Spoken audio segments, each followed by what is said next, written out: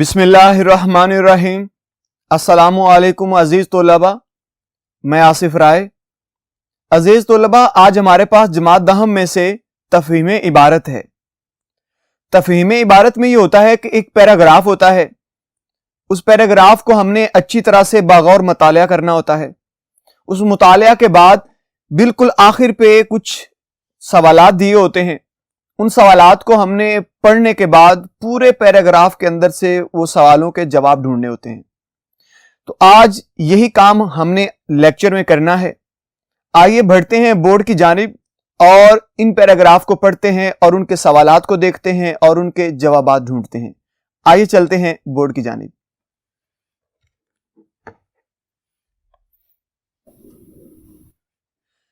جی پیارے بچوں، ابھی ہمارے پاس عبارت نمبر 3 ہے۔ آج کے لیکچر میں ہم نے عبارت نمبر 3 کرنی ہے۔ عبارت نمبر 3 کو پڑھیں گے، بغور مطالعہ کریں گے، اس کے بعد اس کو سمجھیں گے اور سمجھنے کے بعد سوالات کو پڑھیں گے اور دیکھیں گے کہ اس کے سوالات کیا کہتے ہیں، کیا سوال پوچھ رہے ہیں وہ۔ ان کو پڑھنے کے بعد ہم اپنی عبارت میں جائیں گے، اس عبارت کو اچھی طرح پڑھیں گے اور اس کے بعد ان کے جوابات ڈھونڈیں گے۔ ایک چیز آپ نے ضرور ذہن نشین کر لینی ہے، جب بھی عبارت کو پڑھنا ہے تو 3 دفعہ پڑھنا ہے اسے۔ جب آپ 3 دفعہ پڑھیں گے تو پھر کیا کیجئے، اپنے پاس ایک قلم رکھیے، ایک لیڈ پینسل، جسے کچی پینسل کہتے ہیں، آپ اسے اپنے پاس رکھ لیجئے۔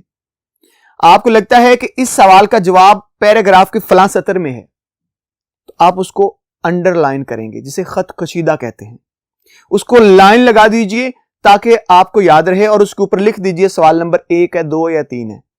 جو جو سوال کے جواب ملتے جائیں گے اسی سوال کا نمبر اس کے اوپر لگاتے جائیے تاکہ آپ کو آسانی سے سمجھ آ سکے، اور پھر اس کو اپنے الفاظ میں ڈھال کر اس کے جواب تحریر کرتے جائیے۔ آج کا جو ہمارے پاس پیراگراف ہے وہ پیراگراف نمبر 3 ہے اور یہ ملتان بورڈ میں 2016 میں آ چکا ہے، لہٰذا ہمیں بھی اسے اچھی طرح سے کر لینا ہے۔ میں پیراگراف کو پڑھنے لگا ہوں، بالکل چھوٹا سا پیراگراف ہے لیکن اس کے الفاظ کافی مشکل ہیں۔ غالب نے القاب و آداب، القاب لقب کو کہتے ہیں۔ مراد جب کسی کو آپ بلاتے ہیں، کسی بھی شخص کو، تو اس کی عمر کے لحاظ سے مخاطب کرتے ہیں۔ چھوٹا ہے تو اس کے لحاظ سے، آپ کی عمر کا ہے تو اس کو اس کے لحاظ سے بلانا ہے، آپ سے بڑا ہے تو اس کو ادب کے لحاظ سے بلانا ہے۔ تو یہ القاب و آداب ہوتے ہیں جب خط لکھا جاتا ہے۔ مزاج پرسی اور خیریت نگاری کا قدیم دستور، قدیم کہتے ہیں پرانا، دستور کہتے ہیں طریقے کو، پرانا طریقہ، جس سے سرم و تجاوز کرنا، یعنی جس سے آگے بڑھنا، جس کی حد پھلانگ کے آگے نکل جانا روا نہ رکھا جاتا تھا۔ بالکل ترک کر دینا، چھوڑ دینا، ترک کر دیا۔ یہ بات نہیں کہ یہ باتیں لکھتے ہی نہ تھے، یعنی یہ بات نہیں کہ یہ بات لکھتے ہی نہ تھے، مگر ان قاعدوں کے اور ان کی ترتیب کے پابند نہ تھے۔ القاب و آداب بالکل چھوڑ دیتے اور اول سطر سے مضمون شروع کر دیتے، یعنی اول سطر، یعنی جو پہلی سطر تھی، پہلی لائن تھی، اسی سے انہوں نے مضمون لکھنا شروع کر دینا تھا۔ مختصر موضوع القاب لکھتے تھے، مثلا میاں، برخوردار، بندہ پرور، مہاراج، پیر و مرشد، بھائی صاحب۔ اس سے زیادہ لکھا تو میری جان کے چین میاں سرفراز حسین، میرے مہربان، میری جان مرزا تفتہ سخن دان۔ کبھی یہ سب غائب اور خط اس طرح سے شروع، صاحب تم کیا چاہتے ہو، یا مار ڈالا یار تیری جواب طلبی نے۔ اس طرح سلام اور اپنا نام اور تاریخ تحریر لکھنے میں بھی کوئی پابندی نہ تھی۔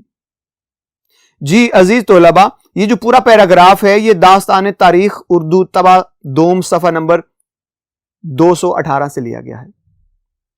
اس پیراگراف کو پڑھا ہے، ایک چیز ذہن میں ضرور آتی ہے کہ اس پیراگراف میں خط لکھنے کا طریقہ بتایا گیا ہے۔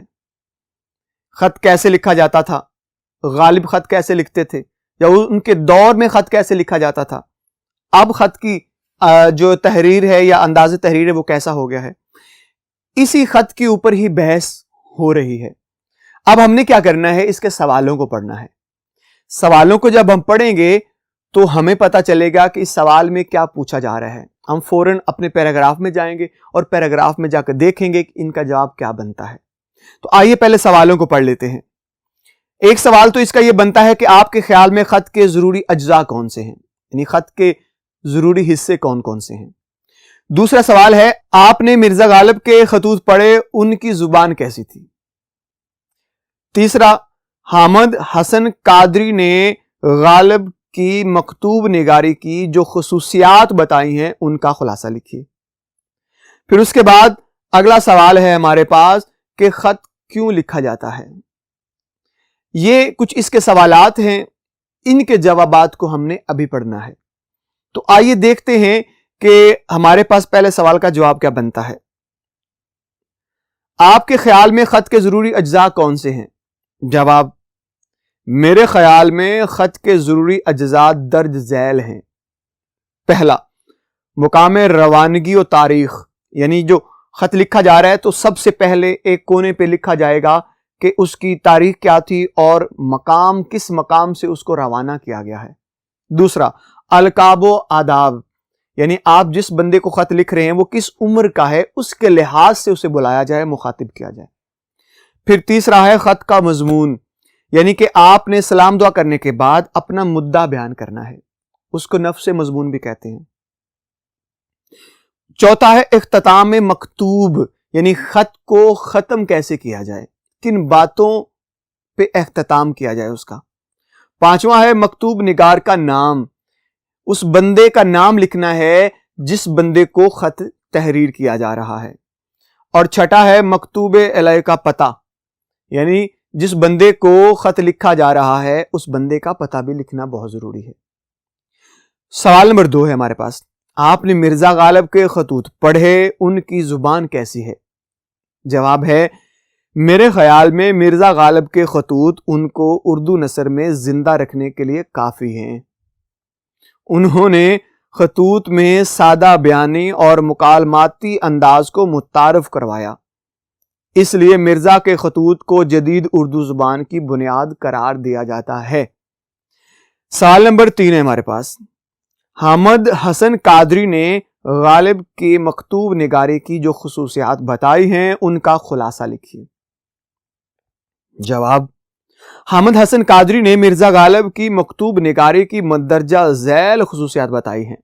پہلی، وہ خط لکھتے وقت تحریری انداز ایسا اپناتے ہیں گویا 2 افراد روبرو بیٹھے گفتگو کر رہے ہیں۔